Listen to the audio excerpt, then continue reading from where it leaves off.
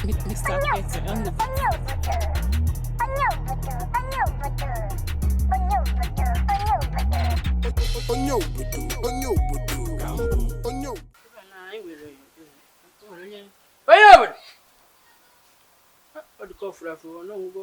See, anything when you see here na the characteristics.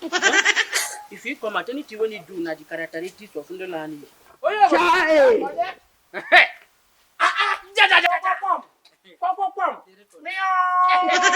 going to say that. Mama, come and what do you think? If you go oversee.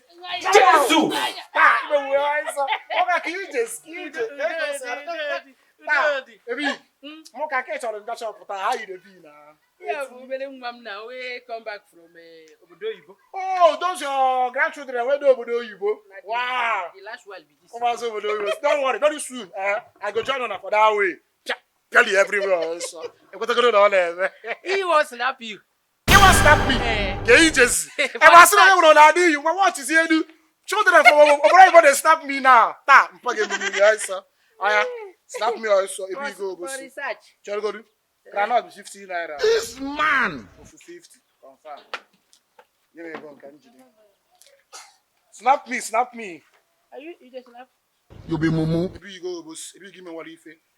And I snap here. Yeah, but that time they tell you how Obodo Yibo. Are you serious? Ha! You be If your mumu. teacher see this one, 10/10. Chef voice. Snap voice. Child. There, man.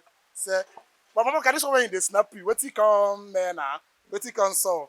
You know, say racism, all those Oyibo people.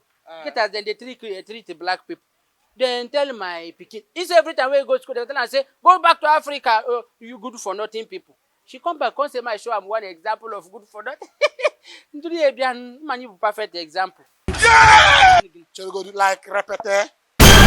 Like, you look me finish, I useless. Maybe you go, bossy. Mama Oka, not you working a shame. Mama Oka, what working meeting? Only me, I am dog vam. I are you? Hey, come on. I'm going to delete that picture. Delete what? Then come and beat me now.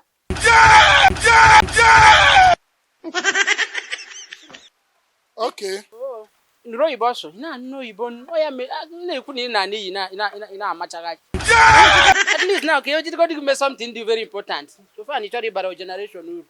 Only Obodo no regular not to 50-50 na ria kige go Benz. Awala now. Mba awala.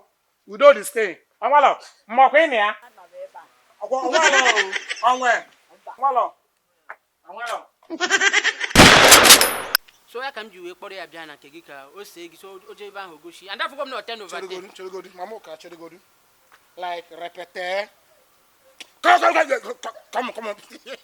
Yeah,